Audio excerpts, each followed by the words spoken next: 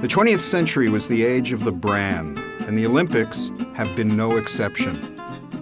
The classic Olympic logo, designed by Baron Pierre de Coubertin in the 1920s, is now accompanied by a frenzy of visual signage.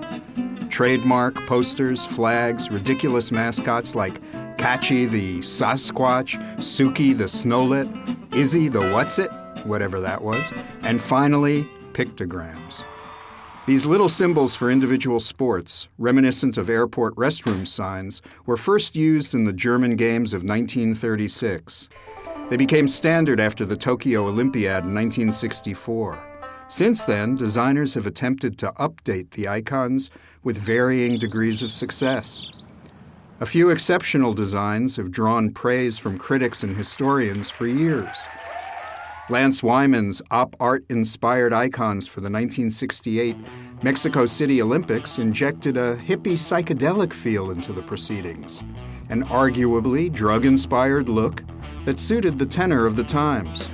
These were matched only by the optical wizardry of Roger Excafon's icons for the Grenoble Olympics that same year, which used graphic scan lines, like those on Saul Bass's famous AT&T logo, to suggest the element of speed.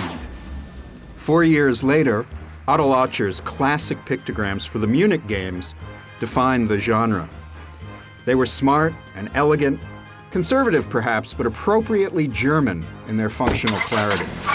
For the 1984 Olympics in Los Angeles, the firm Sussman Prasia made a spectacular graphic circus.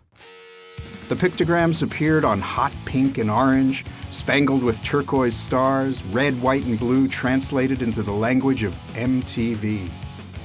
Apart from these, few pictographic schemes have distinguished themselves. The icons for Innsbruck, Lake Placid, Sarajevo, and Calgary were just tweaks of Ocher's famous Munich pictograms. In 1976, Montreal simply reused the old designs. But those striving for originality have generally failed. Some pictographic schemes have been anemic, while others look as though they're on the juice. The cave painting style of the Lillehammer 1994 pictograms may have had its charms, but the icons are spindly distractions rather than helpful signs. The smudge of Albertville 1992, the ugly blobs of Nagano 1998, is that a luge sled or a giant squid? And the overly articulated lines that made up the awkwardly nude icons of Atlanta 1996 do not fare much better.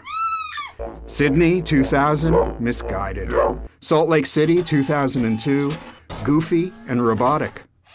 And as for today, Vancouver's pictograms are stock illustrations that look too much like generic sports logos.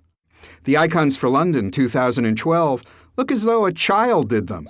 Primitive, perhaps, but not in a good way. In fact, since 1984, only 2 pictographic schemes leaped to the podium.